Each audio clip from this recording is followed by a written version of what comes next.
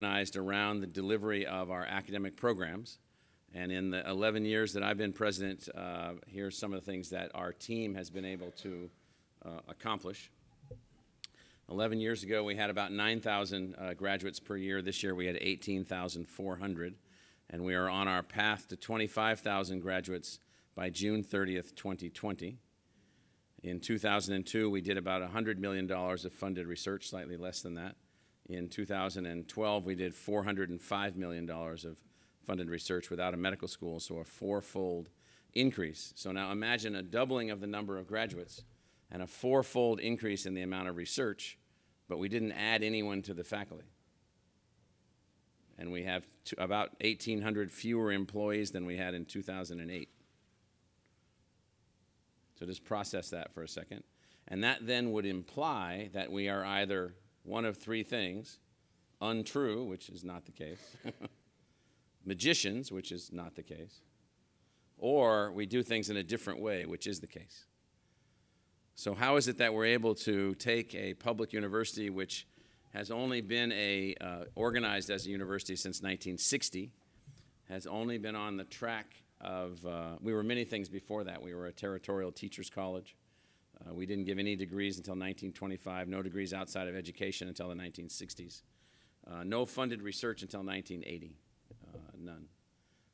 And so I won't walk through all of the dynamics of what all of this means, but Arizona has been one of these places that has evolved very quickly, and all of the institutions that were sort of laying around at the time have been converted or somehow morphed very quickly also.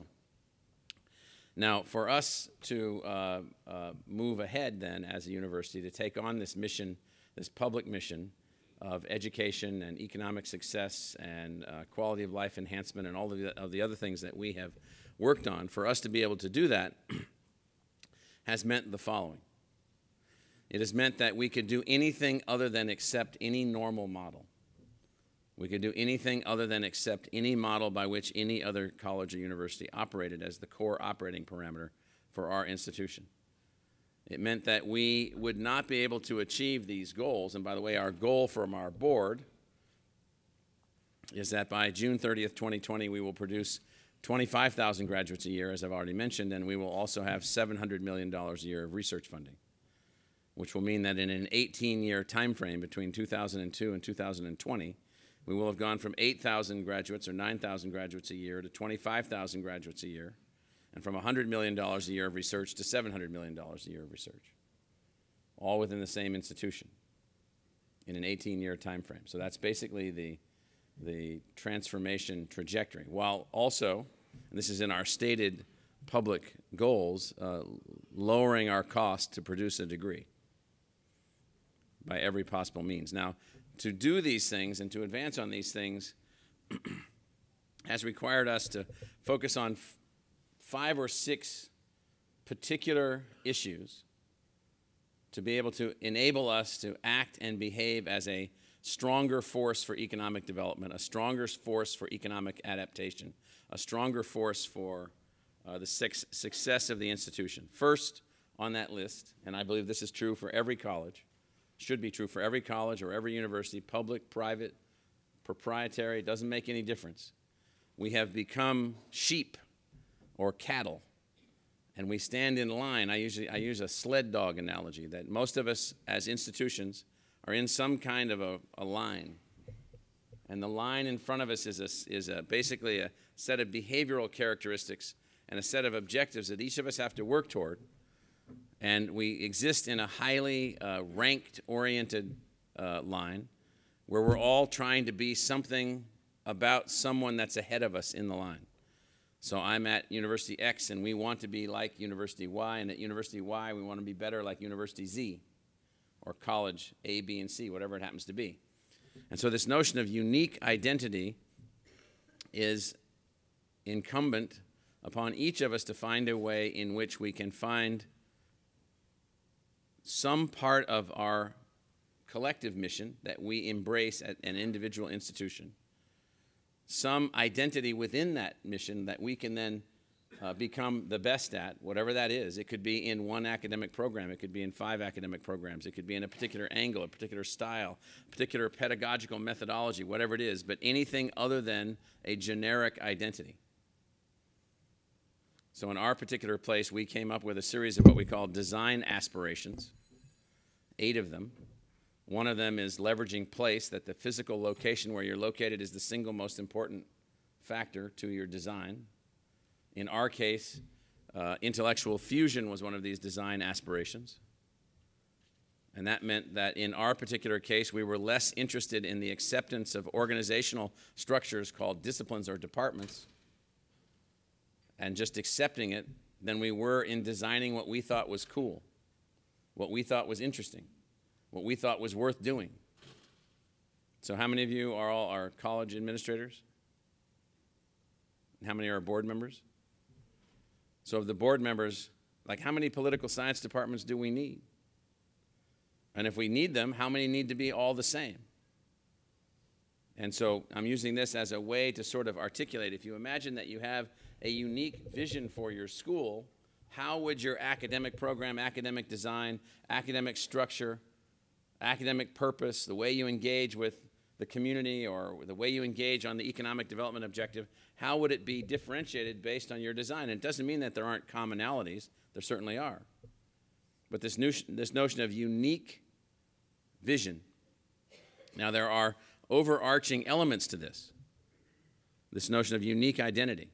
In our particular case, we put down 3 elements to our vision, some of which your institutions probably also embrace. But the first was that we're sick of the notion that success is derivative from exclusion, that our university will somehow be better if we can only find a way to have lots of students who are drawn from many more applicants, and we can be ever so proud that our success is a function of how many kids we turn away. So Yale University sent out a bunch of letters not too long ago from their new president, and it was kind of interesting. A bunch of my wife's relatives all went to Yale, and so I got one of these letters that he was sending out informing the alumni of how they were doing. And the opening 3 paragraphs of the letter were about how many kids applied and how many they selected, and weren't they fantastic, because they now were only admitting 9% or 8% or 5% or 4% or 2% or whatever it was, and that made them good. Now, to me, it made them a private university, which is very different than a public university in its purpose. So in our vision statement, we say, we will not be measured by who we exclude, but by who we include and how they achieve. And so we would rather have a series of metrics that measures the achievement of the students upon completion of their academic programs than universities being evaluated somehow based on exclusion from entry to the program. Now, that doesn't mean you don't need qualifications to do the work. Doesn't mean there aren't merit-based factors important to that. And then the second thing for us in our vision is to make sure that we're focused on actually doing research for which we're held accountable for the impact that we have on the public good. And the last, and this is where the uniqueness of universities and colleges relative to their location can really be applied, is that we will be held accountable for the social, cultural, economic, and health outcomes of the community in which we're embedded. Now imagine that. If you are held accountable as an institution for those outcomes in your community, and I'll pick one, K through 12. So historically at our institution, which started as a teacher's college where we produce and graduate 1,600, 1,700 teachers per year out of our institution, our reaction to K through 12 difficulties was, well, that's not our problem. We produce great teachers. The rest of you are just stupid. School boards are stupid. State legislatures stupid. Everybody's stupid. And that was kind of our reaction. Well, okay, if it was only that simple, we could probably solve it. But that actually isn't the actual nature of the problem. The nature of the problem was that the universities and the colleges were too separate, too distinctly removed from the actual outcome, which is better education for students across every socioeconomic background.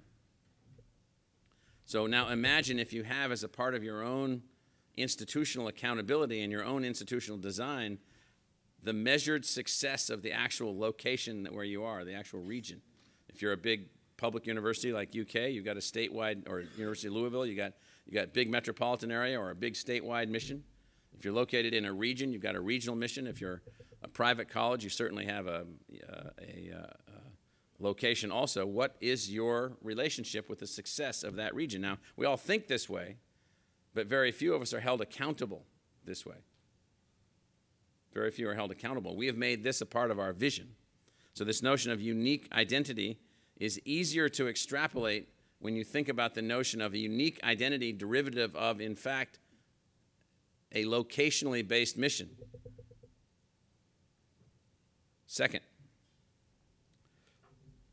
and I'm going to speak from the perspective of a public university president here. One of the things that I found when I went to ASU was an obsession with politics versus an obsession with academics, with constant talk about nothing but the legislature. The legislature is an investment committee. They invest in the institution. They either do or don't. They either do more or less. But this was an obsessive area of focus for us. And so the thing that we worked very hard to do was to defeat the notion of the university being an agency of the government as opposed to being an agent of the government. Those are two different things. And so we began to use this concept, which was very effective for us in finding new ways to become entrepreneurial, that we were neither the government nor a business. And the word that we used and the concept that we've used, which has been relatively effective, is the concept of enterprise, that we are an academic enterprise. As an academic enterprise, we have a relationship with the government. We have certain rules and conditions that, as a public institution, we have to live up to, aspirations or mechanisms or whatever that we have to live up to. But we are not an agency. Not an agency. That is, we're not existing as a function of the government. We're existing as an enterprise in the public trust. And so we use this concept of public trust, an enterprise in the public trust. We hold a public trust. We operate as an enterprise. We're neither business nor government. We draw methodologies, techniques, tools, and devices from each. And we use this concept of enterprise to then change the way in which people see us, the way in which the government deals with us, the way in which private industry deals with us, but most importantly, the way that we view ourselves. Now, believe me, I don't know what the budget cuts from your government, the state government, to the public universities here was during the recession. I know what ours was. 51% of our public support per student. 40% of our total allocation from the state was reduced in 2 fiscal years. Half of that, $100 million to our institution, was reduced in the 9th month of a fiscal year and had to be returned. Those are traumatic things. And so that doesn't mean that the government doesn't have influence, that there aren't effects or there aren't cases to be made. But what I'm suggesting is that if a college or a university has the mindset of a government agency, that is not actually compatible with academic success. It's not compatible with academic success. And so a mindset, a new conceptualization has been important for us, and we call this enterprise. So first, unique vision. Second, the idea of enterprise. The third thing for us was the defeat of the faculty-centric culture. It's like listening to the gibberish of robots.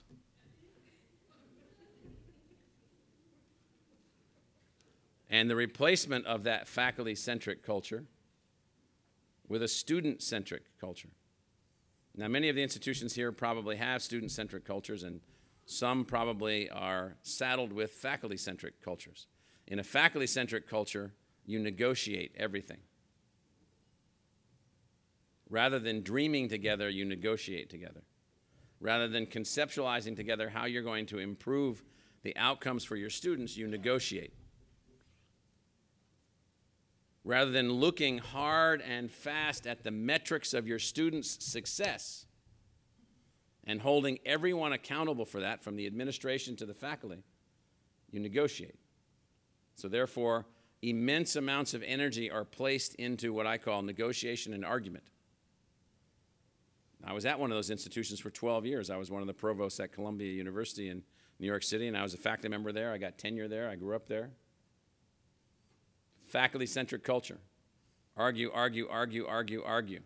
Fight, fight, fight, fight, fight. This department, no, you can't do this. We're not going to let you do this. We're not going to let some other unit do this. Well, you don't even know anything about the other unit. Like, you don't know anything outside of your little area of your particular discipline. In fact, I would conclude, if I was actually free with my speech, you don't know anything. But the key to this is not an argument. The key is, what is the focus, the centric focus of the institution? Is it the success of the student or the environment for the faculty? If it's the success of the student, you can create anything that you need for the faculty to be helpful, so long as the students are being increasingly successful. So that's the third area of focus for us. Fourth, I don't really know what to call this, but somehow innovation within the institution at every level, how you hire faculty, how you train faculty, how you organize departments, how you structure departments, how you structure units between departments, how you structure schools, how you structure colleges, how you inject technology, how you use technology, how you advance technology, all these things, call them all innovations. They are infinitely more important than tradition. Tradition has gotten us to where we are. Really gifted kids from families that could produce that, or neighborhoods that could produce that, or schools that could produce that, they tend to do really well in colleges, and nobody else does.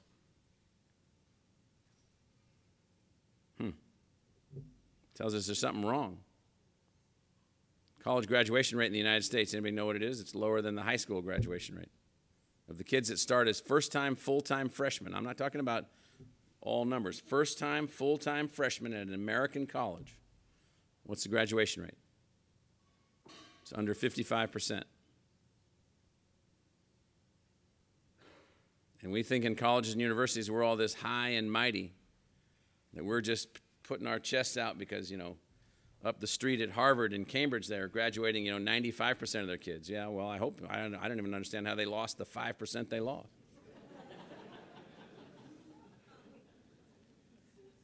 Hand-picked, $60,000 a year. You ought to be able to graduate somebody in that.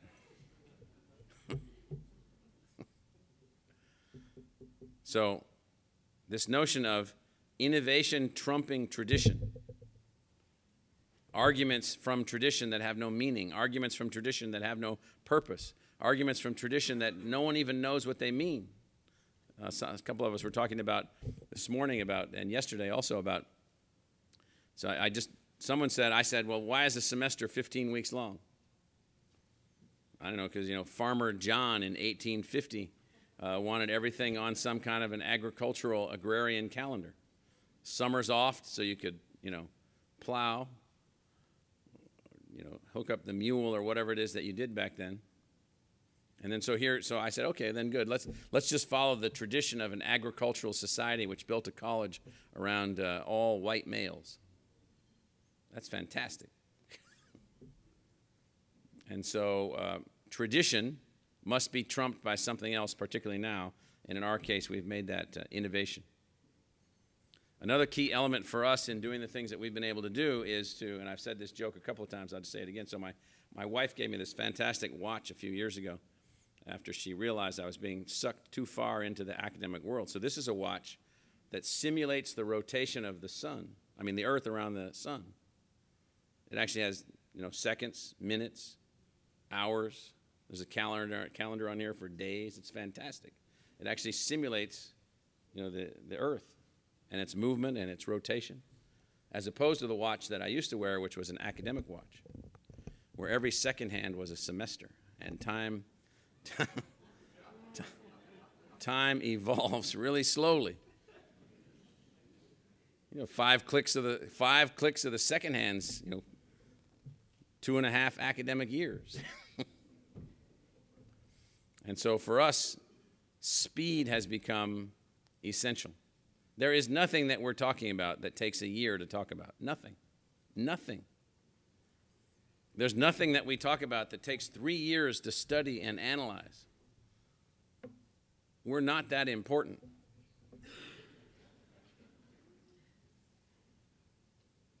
In the Depression, right before around 1930, these guys thought up the Empire State Building, designed it and built it, and had people in it in 11 months.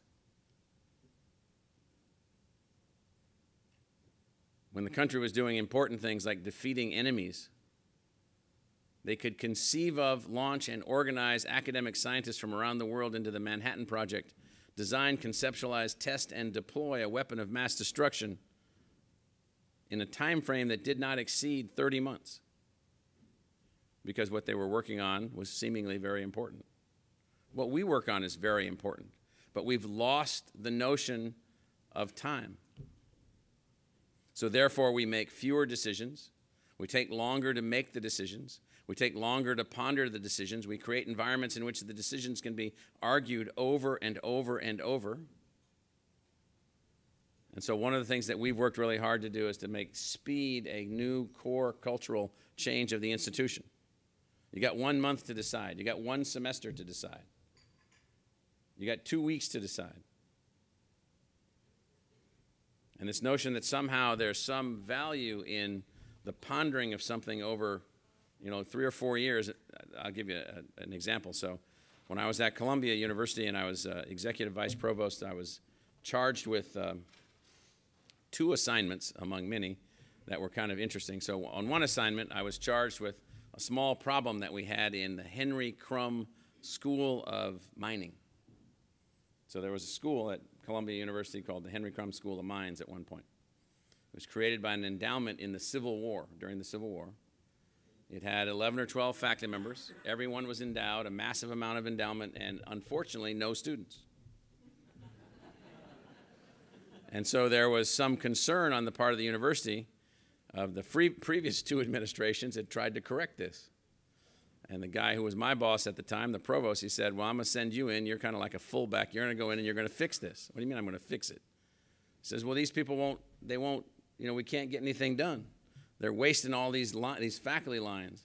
We got to get stuff done. So I end up reading documents from the Civil War. And I get involved. Now, luckily, I'm relatively tenacious, and I was there for 12 years. And so after 5 years of work, I was able to get them organized into a new department. We fired every assistant professor, said goodbye. You're not a tenured professor. We don't need you here anymore. Goodbye. And then for all the others, we reassigned their work and did a range of all kinds of other things, trying to undo a problem that those individuals didn't care about. All they cared about was they had a nice salary and no students. I mean, none. There were no undergraduate majors, which they were very happy with. We were less happy. Now, another unit that we worked to build was a new department of ecology, evolution, and environmental biology. E3B was what we called it. So we worked for 7 years to create this new department against every roadblock possible. And when I left in 2002, a guy said to me, we finally got it going. It was the first new department at Columbia University founded since the end of World War II. So this was 50 years later. And the guy says to me, he says, I'm glad you're finally leaving this place for whatever rat hole you're going to in Arizona, because now we can get this thing back to normal and get this new department back into what it should be now that you're out of here. And so this notion of speed, it's absolutely unequivocally important that we've got to change. We had to change the intensity of our focus. We had to change the intensity of our focus. And the last thing I would put on the table is this concept of continuous innovation. Not just innovation trumping tradition, but continuous innovation. And what I mean by continuous innovation is that we have come to realize that the rate of change outside of the university, I'll give you an example. So 3 years ago, we didn't have any technology partners helping us with our pedagogical platforms at ASU. We have about 16,000 individual courses. We have 9,500 full-time online students in an ASU online program, and then 67,000 face-to-face students.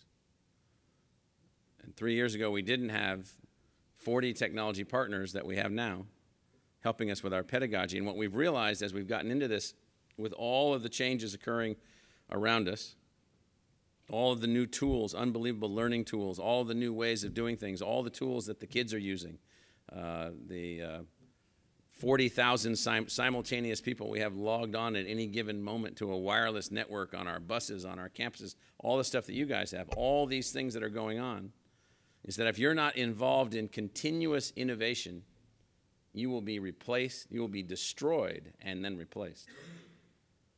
And so we've just decided that continuous innovation on all levels, all fronts, all the time is just a part of how we think. So we seek new technological tools. We seek new pedagogical designs. We seek new ways of organizing, new ways of structuring. And we operate on a mode of what we call design build. You make a decision, it might be right, it might not be right. If it's partially right, you make another decision. If it's partially wrong, you make a corrective decision. Then you make another decision and another decision and another decision. So rather than having a fixed structure, we've eliminated 69 academic units since 2004 and created 30 other ones. And even some of the 30 we've eliminated after we created them. Now, this doesn't always make for happy campers, but it is a process of cultural change within the institution.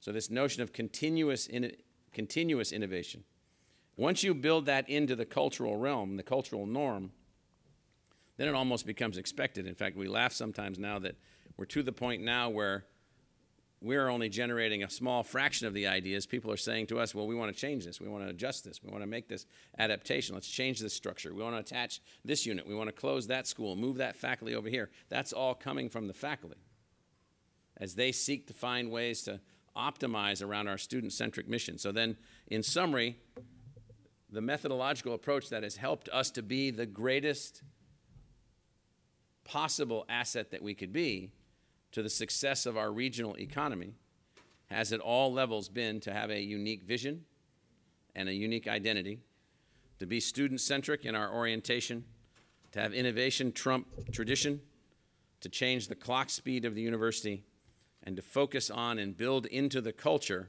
continuous innovation. Two little comments about strategy. All of you have heard these things before. I read this speech from Dwight Eisenhower the other day, and it was fantastic. And so Dwight Eisenhower, just prior to the outbreak of World War II, was a colonel. And by the end of World War II, he was a 5-star general leading the greatest army that had ever been created to defeat the Germans in Europe. And so he said that planning is everything, and plans are worthless. Because no plan, once it confronts reality, remains the same for anything longer than a few seconds. But the process of planning is through which the focus of the mind occurs. And so for us, our entire quote-unquote strategic plan of the university is one piece of paper, front and back. One piece of paper, front and back, in which we try to capture each of the items that I've talked about. Now, I've been in this job for more than 11 years, and so for those of you thinking that somehow, why didn't the faculty kill him off or run him off or whatever? And so all I can say is that early attempts to that were not successful.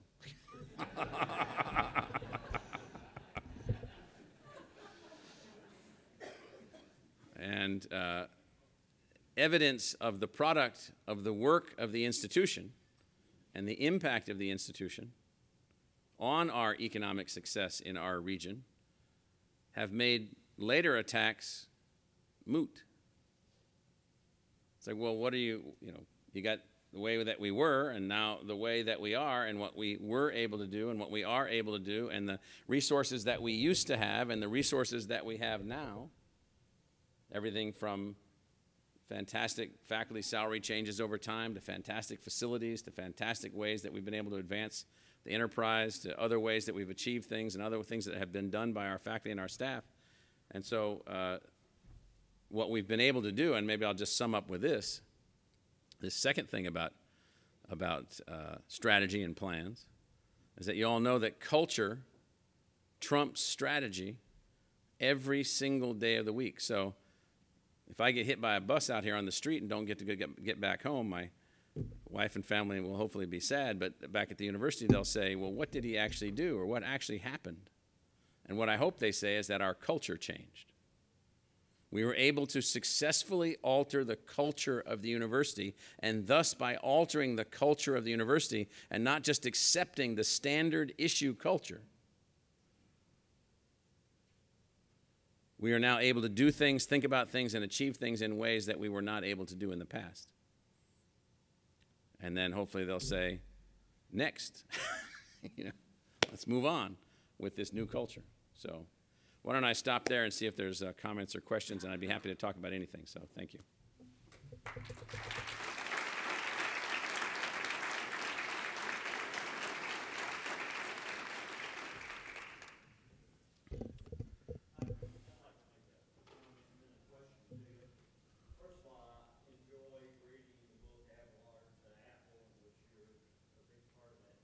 Yeah. And the concept of student-centered versus faculty-centered, I wonder how you dealt with being sure that the academic rigor is still in place. Yeah. So the way we think about academic rigor is we say, okay, what do we want our kids to be? So we have about 100 indicators of success. So there's metric-oriented successes, like, the standard things that you measure for a person in a discipline, and, passing the teacher certification or the bar exam, that kind of stuff. Consider all that to be the simple stuff. And so what we actually have measures and goals related to all of that, and then we also have measures and goals related to the fact that we want our performance, we want our identity as a university to be measured by, as I said, not who we exclude, but who we include and how they succeed. So we've focused on the measuring of success. So academic rigor is a mysterious term that's differentiated between each and every individual faculty member. They have a different view of it in their own mind. So therefore, that is a term that we don't actually focus on. What we focus on is the quality of the people product. So we have aggregate measures of the people product. We do very well in awards. We do very well in employment. We do very well in average salaries. We also do measurements like the collegiate learning assessment, where we're looking at value added through our educational experience to every single kid. So where we focus on is rigor will vary, and the term will vary, and the concept will vary. Let's look at the overall product. Wall Street Journal a few years ago, some of you might have seen this, ranked from 500 corporations, 1,000 American universities and colleges based on what they perceive to be the readiness of the graduates to be engaged in those 500 corporations, and we ranked 5th on that list. Penn State, Michigan, Georgia Tech, somebody else, and then us. We were very happy about that, and we were also very happy about the fact that we produced more graduates than all of those other schools that were achieving that kind of recognition. So what we've focused on is the recognition of the quality of our product, and rigor is one of the methodological approaches to produce that. Now, that might have been not exactly what you were asking, but so one of the things that has happened is people have become concerned as we change norms, have we reduced rigor? So we were just, how many of you know what ABET accreditation is for engineering? So we were just granted ABET accreditation for the world's first online degree in electrical engineering. And so for us, this is a project that we've been working on for 3 or 4 years conceptually, and for 2 years really hard. And if anything, the rigor in that particular online degree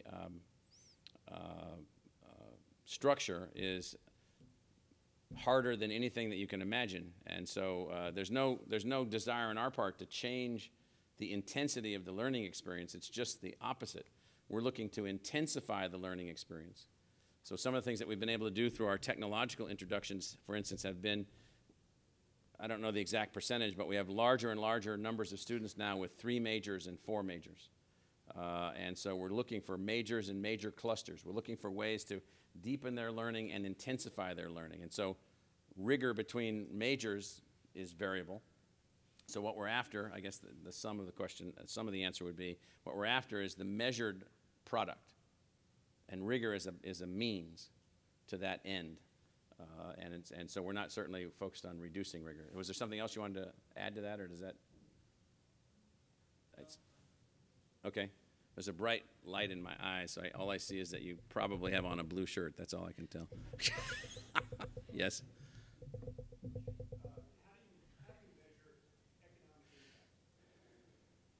Yeah, so some of you will be shocked, and Bob might not like me saying this, but what we say is that we are,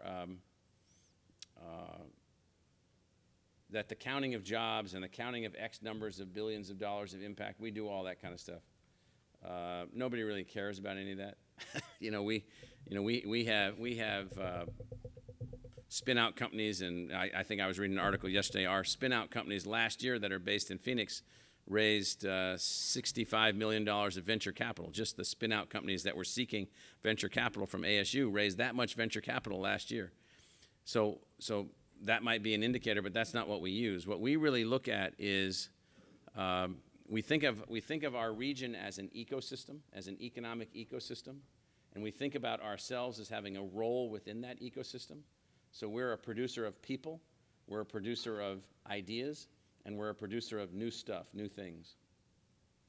So therefore, within the ecosystem, the only way to know the true impact of the institution is to know how is that ecosystem doing in high-wage job development? How is that ecosystem doing in K through 12 success? How is that ecosystem doing in health span expansion, or in obesity reduction, or in all kinds of other things? And so what we've decided to do is to do everything that we can to measure our impact in the local ecosystem that we're a part of. So that would be metropolitan Phoenix, and then greater Arizona, and then the Southwest, and then the United States, and then schools can do this at various scales. You could go down to a town or whatever. So if you're a college in a town, your impact on that town should be dramatic in every possible way, not just the education of the students, but how is that town or that city or that county or that region incrementally, measurably better. Now, we have not mastered this by any means, but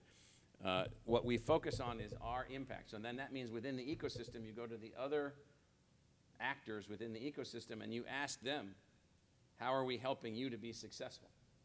So that would be, you go to the corporations, you go to the governments, you go to the schools, you go to the school boards and the school districts, and we're doing this more and more and more as we try to measure ourselves based on what are the metrics of our region and how are we influencing those metrics? And either we're doing that or not. Yes?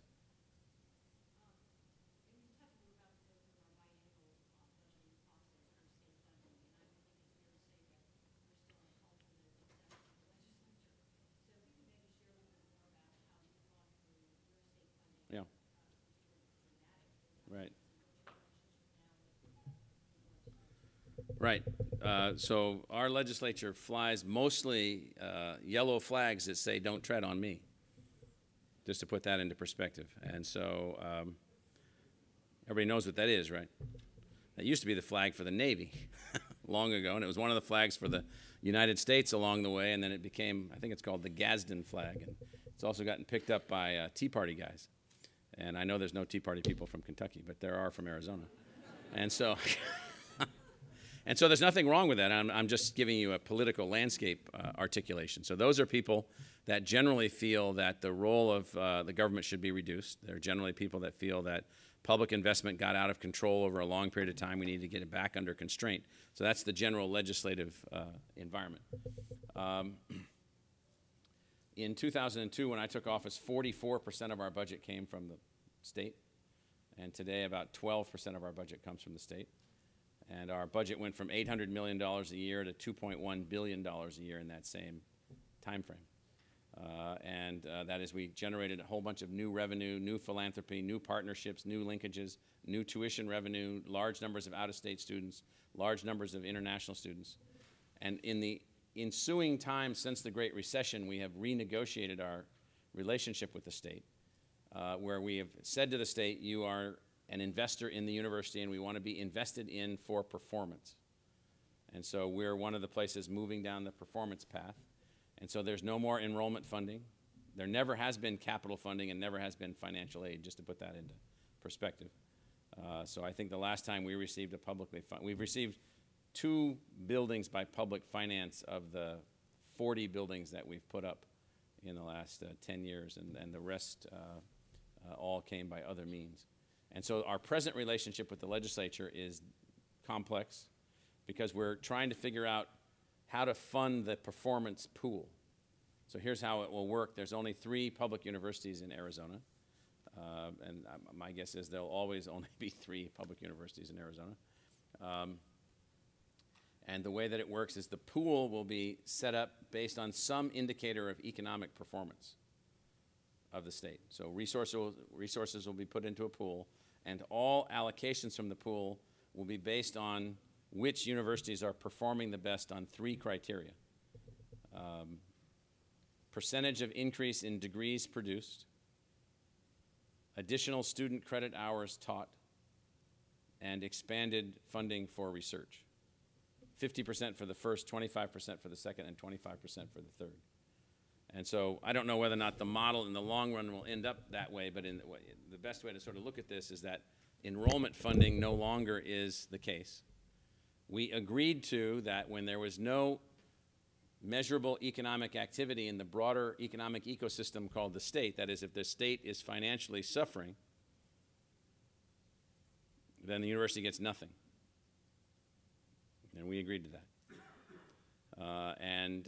The only time that universities would ever be funded is when their performance is producing what the state needs from us: more graduates, more research, and more student credit hours. Then those dollars would be allocated based on performance. That narrows the political equation quite a bit and focuses a lot of energy. And we've got a lot of energy around that, a lot of people supporting that right now. And so that's the path that we're presently on. We did say that we might want to occasionally have the opportunity to come back with a special request for capital, which most legislators most of the time think is a bad idea. And they say that if you've got good ideas and you can't find other support for it in the market, it must not be a very good idea.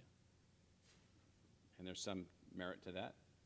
And then there's the reality of, well, we just finished a new science building that without its equipment was $165 million debt financed on our research performance. We take our own debt at the universities. And so it's a different kind of a model, but you get a sense of the way that it works. Now, I'd say that our level of reduction, fund reduction, over 50% on a per student basis, was massive. And that helped to force us and empower us to be able to think more broadly about how we were going to do things.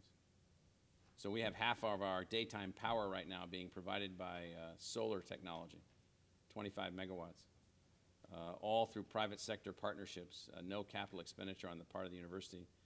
And so we've been able to find ways that we could do things like that to help us to be able to make it. And soon our goal is we'll be off the grid here relatively shortly, completely, all 4 campuses, all 21 million square feet. So that's other ways the state allows us to do these things, or at least they interfere to a minimum. Yes?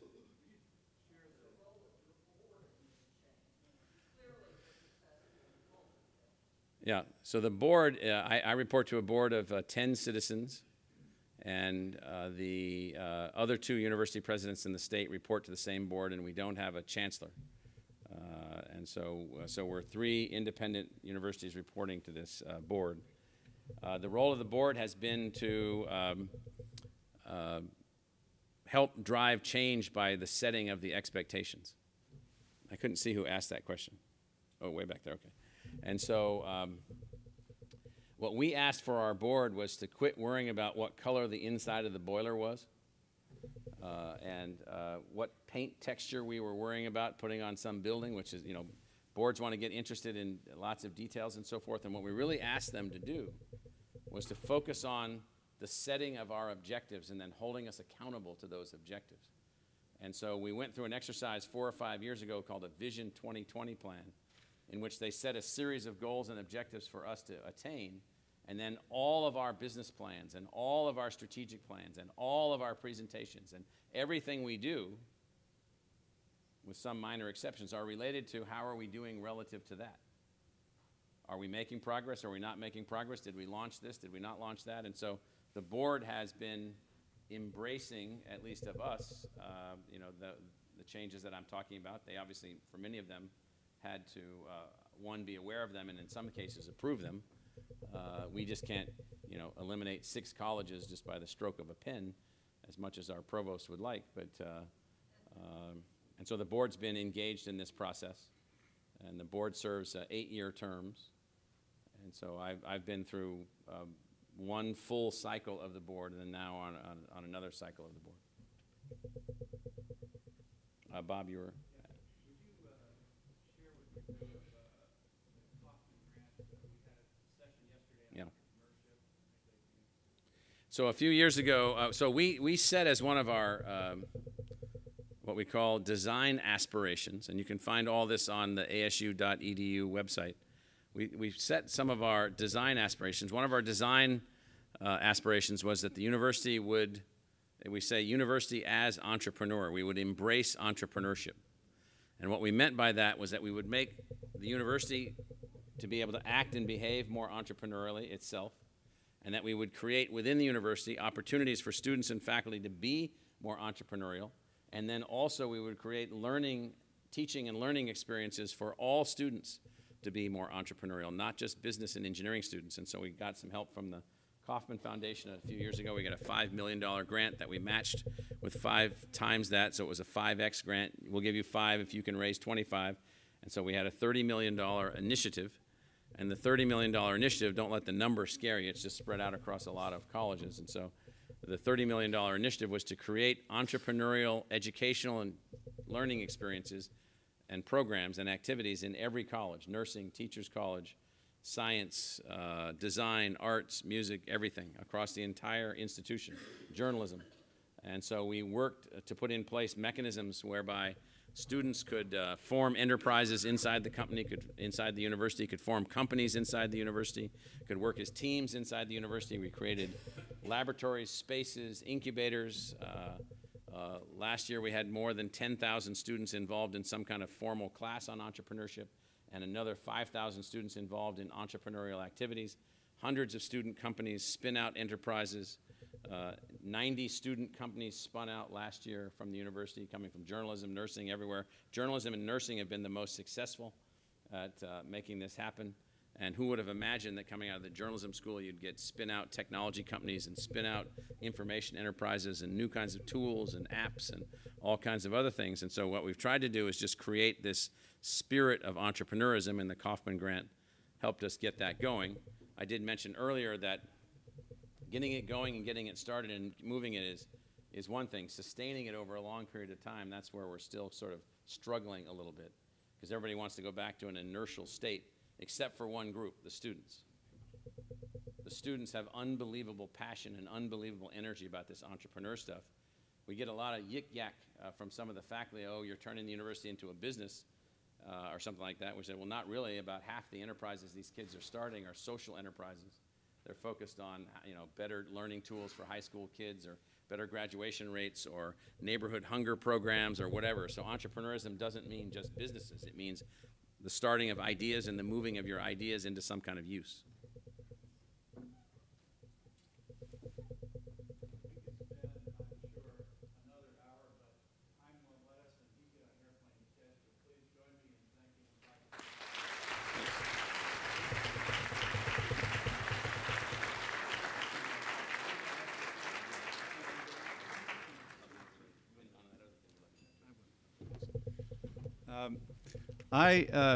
Michael, thank you again. It has been, we have worked him hard, literally from the second he got off the airplane, had dinner last night with our presidents and breakfast this morning, and then this session, and I hope you appreciate why we thought he would be a good idea to come to Kentucky.